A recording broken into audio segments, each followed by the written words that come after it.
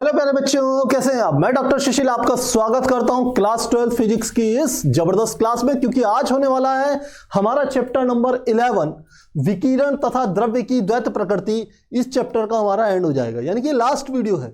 और आपने पिछली क्लासेस में मैक्सिमम पोर्शन हमने करा दिया था, लेकिन कुछ बच्चों की डिमांड थी सर फोटो सेल को बताइए, और साथ ही कुछ एग्जाम्पल छूट गए थे। वे सब चीजें हम करेंगे आज की क्लास में कवर। फोटो सेल हम कह सकते हैं एक इंपॉर्टेंट पॉइंट है, आपका कहीं ना कहीं किसी कॉम्पिटेटिव एग्जाम्स में या बोर्ड एग्जाम में बहुत बार इसे पूछ लिया जाता है, तो आज इसको बिल्कुल क्लियर करवाएंगे। तो इससे पहले क्लास को स्टार्ट करें, फटाफट बताइए कि ऑडियो वीडियो क्लियर है। और बहुत बढ़िया, बच्चे एडवांस हो गए हमारे पूछने से पहले। दीपक कुमार कह चुके हैं सर ऑडियो वीडियो क्लियर है, तो सभी बच्चों का बहुत बहुत स्वागत है। साथ ही सबको बहुत बहुत गुड इवनिंग। लोकेश जुड़ चुके हैं, प्रियेश जुड़ चुके हैं, फिजिक्स का दीवाना जुड़ चुका है, अशोक कुमार जुड़ चुके हैं। बेटा लिंक को फटाफट शेयर कर दीजिए, क्लास को शेयर कीजिए। साथ ही रूपाली जुड़ चुकी है, महेश पवार जुड़ चुके हैं, संजीत यादव जुड़ चुके हैं, अशोक कुमार जुड़ चुके हैं। तो सभी बच्चों का बहुत बहुत स्वागत, सभी का अभिनंदन। फटाफट बेटा क्लास ज्वाइन कीजिए, लिंक को शेयर कीजिए। तो चलिए, साथ ही साइंस दीवाने संजीत भी जुड़ चुके हैं, साथ ही डिफेंस जुड़ चुके हैं। तो ठीक है, चलो बच्चों क्लास को स्टार्ट करते हैं और फोटो सेल को पढ़ लेते हैं, क्योंकि फोटो सेल एक इंपॉर्टेंट टॉपिक है थ्योरी में। तो चलिए इसको देखते हैं। तो सबसे पहला आ गया फोटो सेल। आखिर फोटो सेल होता क्या है। फोटो सेल एक ऐसी युक्ति है, अभी तक हमने प्रकाश विद्युत प्रभाव को एक नियम के रूप में समझा था। हमने एक नियम लिया था कि यदि कुछ धातुएं ऐसी होती है जिनके पृष्ठ पर जब कुछ एक न्यूनतम आवृत्ति से अधिक आवृत्ति का प्रकाश डाला जाता है तो अपने भीतर से इलेक्ट्रॉन उत्सर्जित करती है। तो हमने इस घटना को समझ लिया था डिटेल में इस चैप्टर में। पर बात आती है आखिर इसका उपयोग क्या है, हमें क्या फायदा होता है। तो आखिर उसी सिद्धांत पे आधारित जो युक्ति है, एक इंस्ट्रूमेंट है, उसी को हम कहते हैं फोटो सेल। अब फोटो सेल क्या है। फोटो सेल एक ऐसी युक्ति है जो प्रकाश विद्युत प्रभाव के सिद्धांत पर कार्य करती है, और इसके द्वारा हम सौर ऊर्जा को विद्युत ऊर्जा में परिवर्तित कर सकते हैं। तो क्या कहा हमने, फोटो सेल एक ऐसा उपकरण है, ऐसा लिख लेते हैं, उपकरण ज्यादा ठीक रहेगा। एक ऐसा उपकरण है जो प्रकाश विद्युत प्रभाव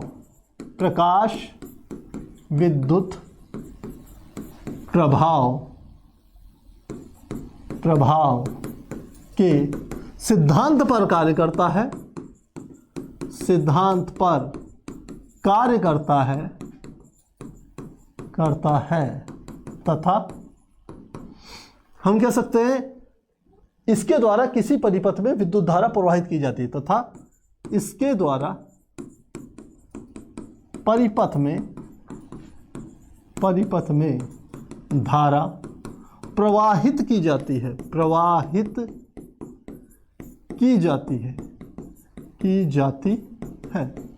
अब उसके प्रवाह से क्या लाभ होंगे, इस चीजों को हम समझते हैं।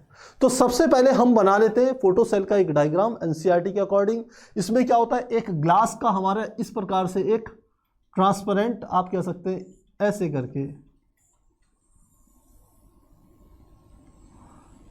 करके इस तरीके की एक ट्यूब बनी हुई होती है। इसके भीतर हम कह सकते हैं दो चीजें होती हैं। एक तो हम ऐसे करके, और अब कैसे बनाया जाए, ऐसे और इस तरीके की ऐसे करके एक प्लेट बनी हुई होती है, ऐसे प्लेट। और इसके आगे दूसरी तरफ, थोड़ा इसको और भी एक्सप्लेन करेंगे, आगे इधर की ओर इस प्रकार से एक शीट होती है। तो ध्यान रखना, ये जो मटेरियल होता है इसको हम क्या देते हैं, कैथोड या एक प्लेट, जिसकी कि ये वाली प्लेट ऐसे पदार्थ की बनी हुई होती है जो अपने भीतर से प्रकाश पड़ने पर इलेक्ट्रॉन उत्सर्जित कर पाए। या तो ऐसे पदार्थ की प्लेट बनी हुई होगी, या फिर दूसरे शब्दों में कहें तो उस प्लेट के ऊपर ऐसे पदार्थ का लेप लगा हुआ होगा जिसके ऊपर एक न्यूनतम आवृत्ति से अधिक आवृत्ति का प्रकाश डाले तो वो इलेक्ट्रॉन उत्सर्जित करे। तो हमने इन प्लेटों को यहां से सीधे कनेक्ट करके यहां पर जोड़ देते हैं, और इनको किसी एक बैटरी से भी जोड़ दिया जाता है। एक HT उच्च वोल्टता की बैटरी से इसको कनेक्ट कर देते हैं। और साथ ही यहां पर हम लगा देते हैं एक माइक्रोमीटर, यानी कि जो परिपथ में धारा के मान को माप सके। और ये इस तरीके से हम क्या कर लेते हैं, इस परिपथ को पूर्ण कर लेते हैं। अब इनमें से प्रत्येक चीज को आप समझना। हम यहां पर एक चीज बना सकते हैं,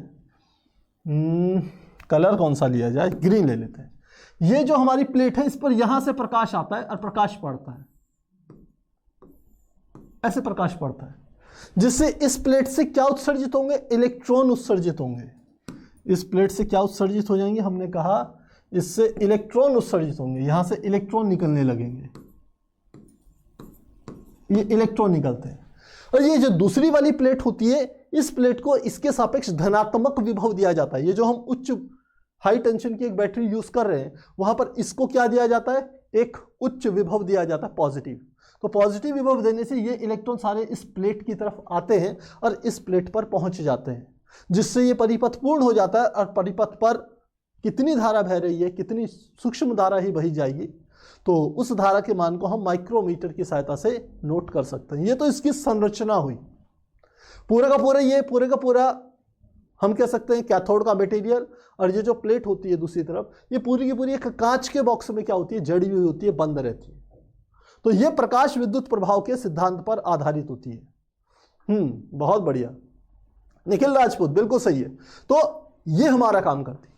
अब बात आती है, आप सोच रहे होंगे सर ये तो बैटरी जुड़ी हुई है, खुद ही इलेक्ट्रॉन पहुंच जाएंगे, लेकिन ऐसा होता नहीं है, क्योंकि ये हमारी जो प्लेट है कैथोड वाली और ये हमारी एनोड वाली जो प्लेट है, इन दोनों के बीच में कुछ गैप होता है, कुछ हम कह सकते हैं एक एयर कह लीजिए, वैक्यूम कह लीजिए, वो रहता है। अब उसके रहने से क्या होता है कि सीधे इलेक्ट्रॉन यहां तक नहीं पहुंच पाते। तो उसके लिए क्या होगा, जब एक तरफ से इलेक्ट्रॉन हवा में चल करके, मीडियम में चल करके या निर्वात में चल करके इस वाली प्लेट तक पहुंचेंगे, तभी परिपथ में विद्युत धारा प्रवाहित होगी, तभी इलेक्ट्रिक करंट फ्लो होगा। और उसके लिए तरीका क्या है कि बाहर से हमने प्रकाश डाल दिया, और इस प्रकाश की आवृत्ति एक न्यूनतम मान से अधिक होनी चाहिए, जिसे हम कहते थे देहली आवृत्ति। तो ये हमारी क्या होगी, फोटो सेल की हम कह सकते हैं संरचना होगी और उसकी क्रियाविधि होगी। तो क्या क्रियाविधि समझ में आ गई है? ठीक है, बिल्कुल। प्रकाश ऊर्जा को विद्युत ऊर्जा में बदल देता है, बिल्कुल सही बात है। लेकिन किस सिद्धांत पर काम करता है? प्रकाश विद्युत प्रभाव के सिद्धांत पर काम करता है। आप चाहें यह भी लिख सकते हैं, यह प्रकाश ऊर्जा को विद्युत ऊर्जा में परिवर्तित कर देता है।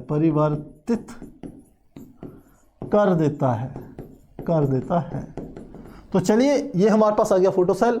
अब फोटो सेल के थोड़े से हम उपयोगों को समझेंगे कि आखिर हम कह रहे हैं प्रकाश विद्युत प्रवाह बड़ा इंपॉर्टेंट है, उस पर आधारित हमने एक फोटो सेल की युक्ति को भी समझ लिया, लेकिन इसका उपयोग क्या है व्यवहारिक जीवन में? तो देखिए, उपयोग बताते हैं, इसको उपयोग समझना। सबसे पहले आपने आजकल देखा होगा बाजारों पर यदि आप जाओ तो आपको एक डोर दिखते होंगे, जिसके जैसे ही कोई पास में व्यक्ति आता है डोर खुल जाता है, व्यक्ति अंदर प्रवेश करता है, डोर बंद हो जाता है। तो स्वचालित दरवाजों के लिए क्या होता है, इस युक्ति का इस्तेमाल होता है। पहले हम क्या लिख लेते हैं, स्वचालित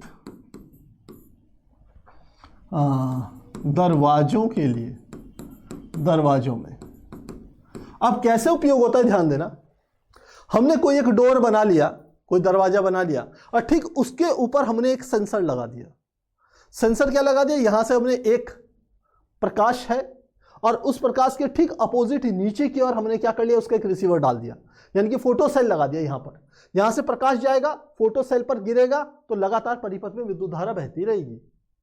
यह कब संभव है, जब उस सेंसर और ये जो नीचे फोटो सेल लगा हुआ है, ये आपतित प्रकाश और फोटो सेल के बीच में कहीं कोई हम कह सकते हैं कोई ऑब्स्टेकल नहीं है, यानी कि कहीं पर कोई अवरोध नहीं है। अब जैसे ही कोई आदमी आकर के डोर के पास में आता है, यहां से जो प्रकाश उस सेंसर पे पड़ रहा था, फोटो सेल पे पड़ रहा था, वो पड़ना बंद हो जाता है। और जैसे ही ऐसा होता है, डोर का मैकेनिज्म ऐसा होता है कि डोर क्या हो जाएगा, ओपन हो जाएगा। जैसे ही डोर ओपन हुआ, आदमी जैसे ही अंदर की ओर प्रवेश करा, तुरंत वो प्रकाश फिर से फोटो सेल के सेंसर पर पड़ना लग जाएगा। अब फोटो सेल के सेंसर पर लगेगा तो फिर से दरवाजा क्या हो जाएगा, बंद हो जाएगा। और इस प्रकार से ये काम करता है। अब इसका एक और उपयोग है कि उस दरवाजे के अंदर यदि एक एक करके लोग जा रहे हैं तो आप उनकी गिनती भी कर सकते हैं कि कितनी बार दरवाजा ओपन हुआ, कितनी बार खुला। तो उस संख्या से भी आप ये निकाल सकते हो आखिर कितने लोगों ने दरवाजे में प्रवेश किया। तो किसी हॉल पर यदि आप हॉल के अंदर ये देखना चाहते हो कितने लोग ने प्रवेश किया एक एक करके, तो उसकी कैलकुलेशन केवल इस फोटो सेल की हेल्प से करी जा सकती है। दूसरा, इसका उपयोग किया जाता है कहां पर? हम कहते हैं चोर घंटी बनाने में। किसके लिए? चोर घंटी बनाने में। चोर घंटी कैसे बनती है? आपने देखा होगा कि जो बैंक होते हैं उन बैंकों में लॉकर्स बने हुए होते हैं। लॉकर या घरों पे भी आप बना सकते हैं। तो उसमें क्या होता है कि एक लॉकर का एक सिस्टम होता है और उस पर ऐसे ही फोटो सेल डाले जाते हैं। अब वो फोटो दो प्रकार के बनते हैं। ये एक तो ये होता है कि यहां पर लगातार कॉन्टिन्यूस यहां से कोई प्रकाश लॉकर के ऊपर पड़ रहा है और जैसे ही कोई व्यक्ति इसके बीच में आता है तुरंत वो प्रकाश पड़ना बंद हो जाता है और घंटी बजने लग जाती है, तो चोर पकड़ में आ जाता है। दूसरा तरीका क्या होता है कि हमने कोई प्रकाश यहां से नहीं डाला, लेकिन यहां पर एक ऐसी प्लेट लगा रखी कि जैसे ही कोई उस पर टॉर्च की लाइट मारेगा तुरंत क्या हो जाएगा, उस पर जो प्रकाश ऊर्जा है वो विद्युत ऊर्जा में परिवर्तित हो जाएगी और तुरंत क्या हो जाएगा, घंटी बज जाएगी। अब चोर आप जानते हो जब भी जाते हैं रात को जाते हैं और उनको खुद भी कुछ नहीं दिखता तो वो क्या करते हैं, टॉर्च लेकर के कमरे के अंदर जहां तिजोरी होती है वहां पर उस पर लाइट मारते हैं। तो जैसे ही उन्होंने लाइट मारी सर्किट पूरा हो जाएगा, घंटी बज जाएगी। इसका मतलब है सब लोगों को पता चल जाएगा कोई ना कोई आ गया है। तो ऐसी चीजों के लिए भी उसका उपयोग किया जाता है। मुझे लगता है आसान है, आपको समझ में आ गया होगा।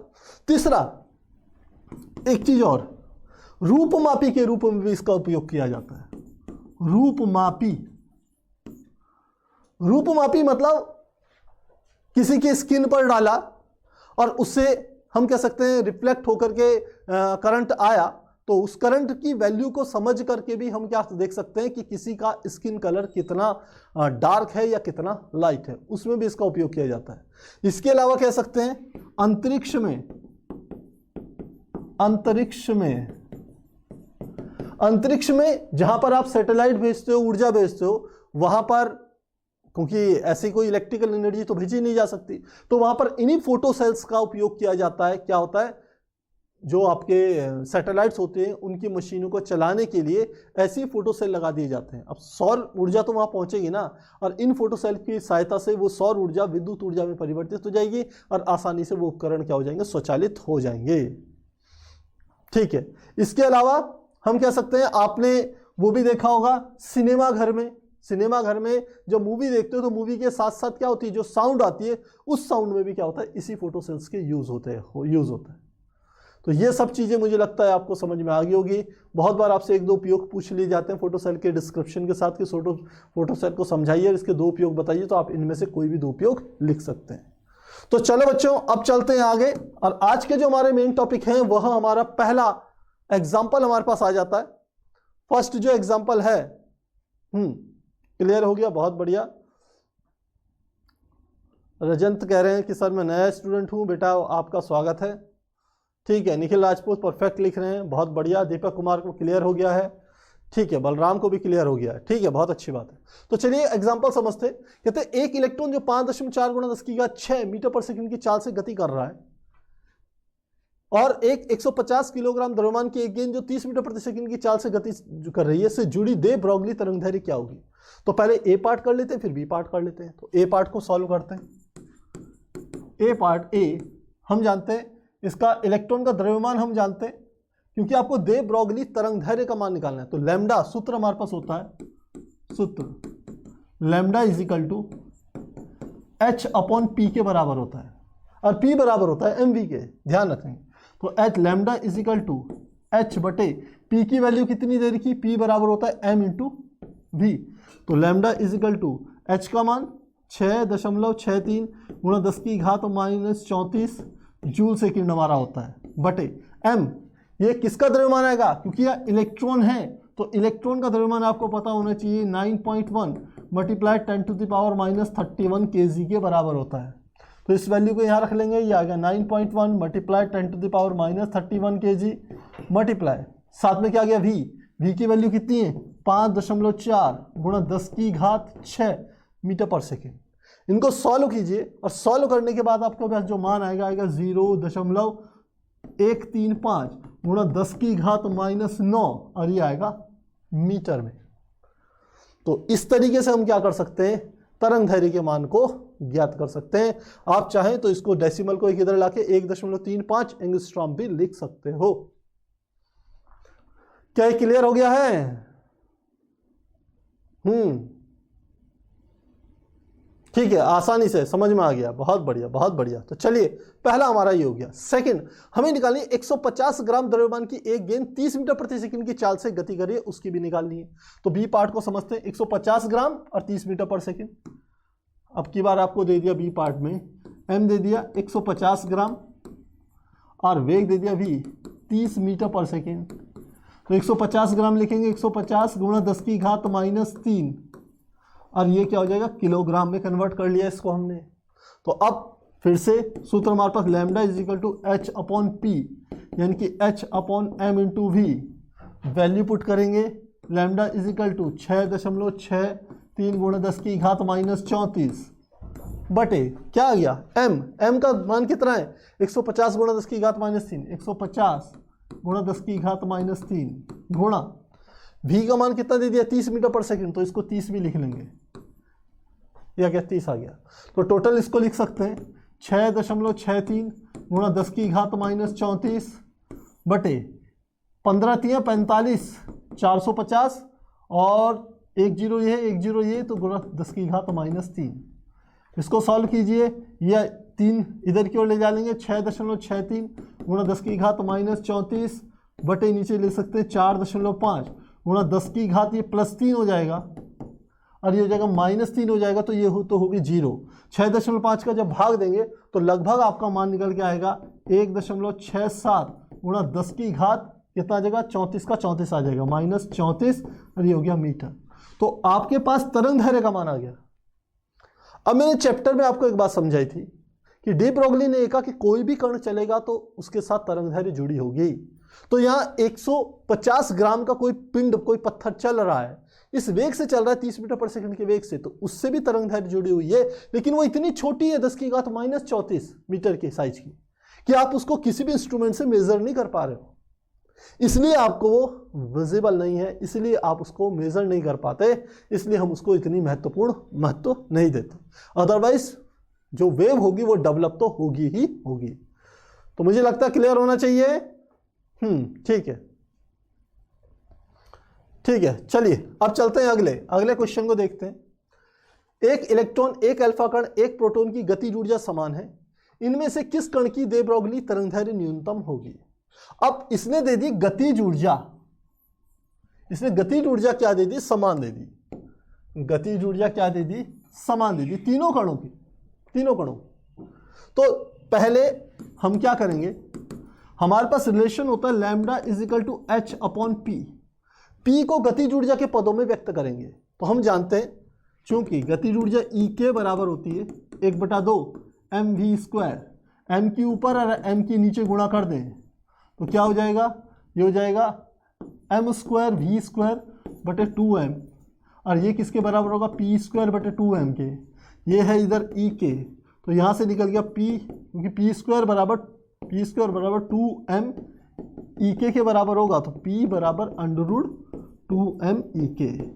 ये आ गया, ये फार्मूला आपको पता चल जाना चाहिए। तो p का ये मान यहाँ पर रख लेते हैं, तो क्या आ जाएगा, lambda is equal to h बटे √2m ई के। अब ध्यान रखना हमारे पास 3 कण है, एक है इलेक्ट्रॉन, एक है अल्फा कण और एक है प्रोटॉन।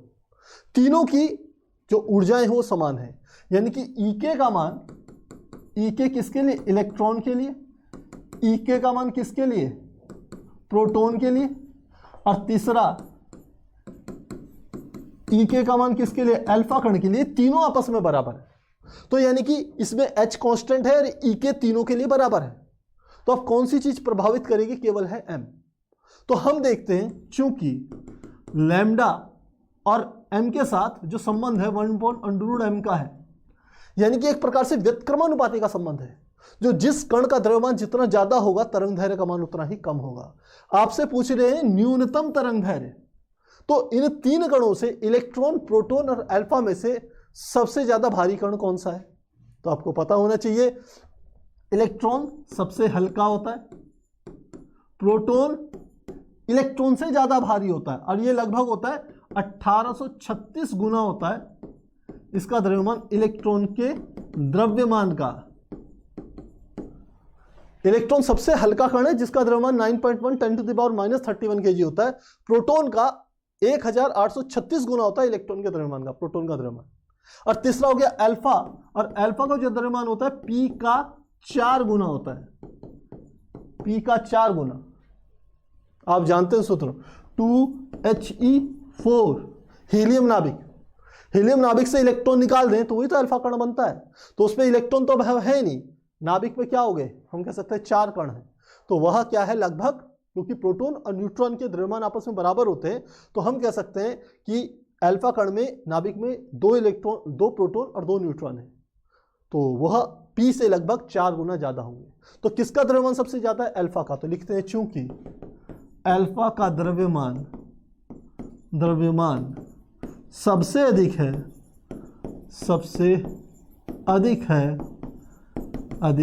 अतः उसके लिए तरंगदैर्घ्य न्यूनतम होगी। तरंगदैर्घ्य उसके लिए क्या होगी, सबसे छोटी होगी। तो इस प्रकार से हम इस क्वेश्चन को सॉल्व करेंगे। मुझे लगता है क्लियर हो गया होगा। रॉकी बता रहे हैं यूज सर, किस चीज का यूज करवाना चाह रहे हो बेटा आप, किस चीज का यूज करवाना चाह रहे हो? हाँ, अल्फा का मास हाई होगा और ये रिलेशन बताएगा मास हाई तो तरंगदैर्घ्य का मान मिनिमम हो जाएगा। बिल्कुल सही है, सबसे अधिक है। रूपाली परफेक्ट बेटा, बहुत बढ़िया बहुत बढ़िया। तो चलिए क्लियर हो गया, अगले की तरफ चलते हैं, अगले एग्जाम्पल की तरफ। एक कण इलेक्ट्रॉन की अपेक्षा 3 गुना अधिक चाल से गति कर रहा है। तो इसको सॉल्व करते हैं, साथ साथ में डाटा लेते हुए चलते हैं। एक कण कुछ भी लेते हैं, मान लेते हैं अब ये वेग की बात कर रहा है, गति की बात कर रहा है, तो हम कहेंगे कण का वेग यदि मैंने v ले लिया तो इलेक्ट्रॉन का वेग मैं ले लूंगा ve। कहले कण का वेग इलेक्ट्रॉन की अपेक्षा 3 गुना अधिक चाल से चल रहा है, तो मैं यहां लिख सकता हूं v = 3ve। पहला रिलेशन ये आ गया। अगला, इस कण की दे ब्रोगली तरंगदैर्घ्य का इलेक्ट्रॉन की दे ब्रोगली तरंगदैर्घ्य के से अनुपात 1813 × 10⁻⁻⁴ है। यानी कि सेकंड इसने बता दिया, लैम्डा कण का बटे लैम्डा इलेक्ट्रॉन का, इसका मान कितना आ गया, 1.83 × 10⁻⁴ है। ये रेशियो इसने दे दिया, यहां पर ये क्या कर दिया इसने, रेशियो दे दिया। आगे देखिए, कण के द्रव्यमान का परिकलन कीजिए। मान लेते हैं कण का द्रव्यमान हमने ले लिया m, और इलेक्ट्रॉन का द्रव्यमान क्या ले लेते हैं, me। और हम ये भी जानते हैं me का मान होता है 9.1 × 10⁻31 kg, इसके बराबर होता है, ये भी जानकारी होनी चाहिए। तो अब तरंगदैर्घ्य का रिलेशन दे रखा, वेग का रिलेशन दे रखा, तो सीधी बात है लैम्डा का सूत्र हम जानते हैं H/P के बराबर होता है। लैम्डा = क्या होता है, H/P के बराबर होता है। तो इसी को लिख सकते हैं H/m × v। तो सबसे पहले कण के लिए सूत्र लेंगे, लैम्डा = H/m × v। और ऐसे दूसरा इक्वेशन लेंगे इलेक्ट्रॉन के लिए, ये हो जाएगा लैम्डा E = H/me × ve, ये आ जाएगा। अब आपको किसका मान निकालना है, आपको मान निकालना है किसका, द्रव्यमान का परिकलन कीजिए, कण के द्रव्यमान का, यानी कि हमें m का मान निकालना है। यानी कि m माना, यहां पे लिख लेते हैं कण का द्रव्यमान बराबर क्या है, m, और यही हमें ज्ञात करना था। तो m का मान निकालना है, इस इक्वेशन में इस इक्वेशन का भाग दे दीजिए। तो लिखेंगे λ/λe बराबर H/mv बटे H/me ve। तो क्या से क्या कट रहा है, ध्यान देना, H से H कट गया, इस M से नहीं, ये तो नहीं कटेगा, ये तो नहीं कटेगा क्योंकि ऊपर M है, नीचे क्या है, me है, ये तो नहीं कटेगा। तो बस बाकी हमें खुद कैलकुलेट करना है। तो क्या आ जाएगा, ये भी हर में, ये भी हर में, ये दोनों ऊपर चले जाएंगे, एम ई वी ई बटे एम इंटू वी, ये आ गया लैम्डा बटे लैम्डा ई। मुझे किसका मान निकालना है? एम का मान निकालना है। एम को इधर ले आया तो क्या आ जाएगा? एम इज इक्वल टू, इधर क्या बच जाएगा? M e v e upon v. अब इसको उधर ले आएंगे तो लैम्डा ई नीचे लैम्डा ई ऊपर जाएगा और लैम्डा नीचे, तो ये आ जाएगा लैम्डा ई बटे लैम्डा। बस ये मान हमने रख देने, ये मान हमें यहाँ से कहीं ना कहीं पता चल जाएंगे, यहाँ से निकाल लेते हैं। तो वी ई अपॉन वी का मान क्या हो जाएगा? वी ई अपॉन वी बराबर, ये नीचे चले गया तो हो गया 1/3, ये निकल गया। दूसरा लैम्डा बटे लैम्डा ई का मान इतना है तो लैम्डा ई बटे लैम्डा बराबर 1 बटे इतने के बराबर होगा, तो बस ये मान रख देते हैं। ये आ गया एम इज इक्वल टू, सबसे पहले एम ई इलेक्ट्रॉन का द्रव्यमान क्या आ जाएगा? 9.1 multiply 10⁻³ kg multiply v upon v 1/3 multiply lambda e upon lambda, तो लैम्डा अपॉन लैम्डा ई इतना है तो लैम्डा ई अपॉन लैम्डा इसको पलट देंगे 1/1.83 गुणा 10⁻⁻⁴, ये आ गया। अब इसको आपने क्या कर लेना है? सॉल्व कर लेना है, और सॉल्व करके जो हमारे पास मान निकल के आएगा, m का मान हमने कैलकुलेट करके लिखा, ये है 1.675 गुणा 10⁻⁻ हमारा निकल के आएगा 27 kg के बराबर आ जाएगा। आप वैसे भी देख सकते हैं, 3 से काट दीजिए इसे, 3 3 9 1 फिर 0 3 3 9 ऐसे गुणा 10⁻⁻33। अब 3.03 में 1.83 का भाग देंगे तो इतने की लगभग बराबर आएगा ना। 10⁻31 है, 4 ऊपर जाएगा तो -31 प्लस 4 27 आ जाएगा। तो ऐसे क्या करेंगे हम, इसके मान को कैलकुलेट करेंगे। मुझे लगता है क्लियर हो गया होगा। हाँ ठीक है, परफेक्ट, बहुत बढ़िया। तो आसान है, केवल आपको ये रेशियो का पता होना चाहिए कि ये रेशियो उसने कैसे दे रखे हैं, इन रेशियो को बनाना आना चाहिए। मेन फार्मूले को इस फॉर्म में बनाना है, आंसर आपका निकल जाएगा। चलिए अगले प्रश्न की ओर चलते हैं। अगला प्रश्न है 100 वोल्ट के विभवांतर द्वारा त्वरित इलेक्ट्रॉन से संबंधित दे ब्रोगली तरंग दैर्ध्य का परिकलन कीजिए। इसके लिए तो सीधे आपको पता है फॉर्मूला, आपको पता है, क्योंकि लैम्डा बराबर होता है 1.227 बटे किसके बराबर होता है? ये लगभग हम कह सकते हैं बटे √v के बराबर होता है। 1.227 अपॉन √v, ये सीधे सूत्र होता है। हमें v की वैल्यू दी है, v का मान कितना दिया है? 100 वोल्ट। वैल्यू पुट कर दीजिए, लैम्डा इज इक्वल टू 1.227 बटे √100, और √100 का मान होता है 10। 1.227 बटे 10 का भाग दे देंगे तो 0.1227, और दशमलव के 3 स्थानों पर दशमलव के 3 स्थानों पर आगे तो वैसे ही आएगा, 0.123 के बराबर आ जाएगा। और ये हमारी लैम्डा क्या आ गई? तरंग दैर्ध्य का मान निकल के आ जाएगा। और ये होती है एंगस्ट्रॉम में, ये क्या होती है? एंगस्ट्रॉम में, तो ये निकल के आएगी इतने एंगस्ट्रॉम। इस प्रकार से इस प्रश्न को हल करेंगे। हाँ, शैलेंद्र कह रहे हैं सर 11th क्लास। बेटा 11th क्लास भी हमारी चलती है, एक दिन 12th एक दिन 11th चलती है। हमारी पिछली क्लास जो थी 11th की थी।